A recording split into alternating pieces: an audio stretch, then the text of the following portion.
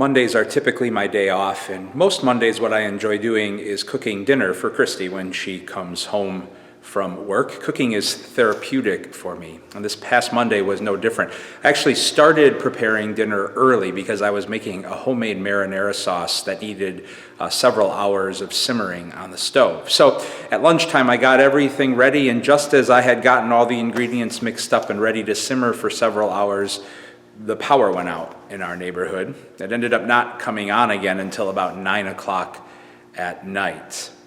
And at first, this was frustrating. You don't realize how much you depend on power until it's not available.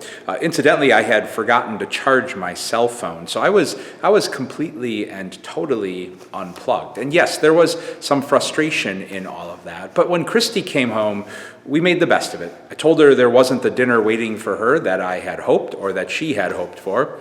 But we lit a Duraflame log in the fireplace. We lit candles. We had cold homemade marinara sauce on crackers and some mixed nuts. And most of the night she read by candlelight by the fire, and I just watched the flames dance on the Duraflame log. There was a peace and a quiet and a gift in being so unplugged.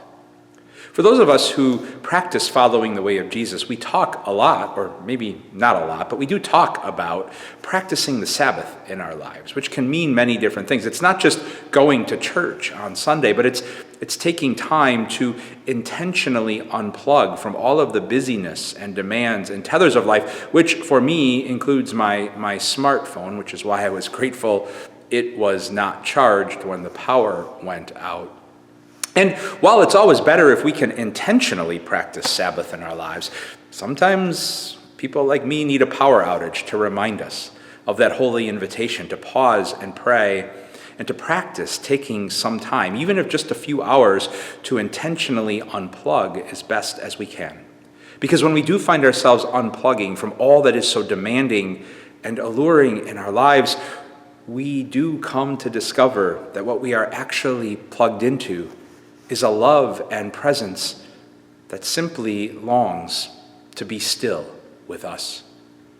God's peace and blessings to you all.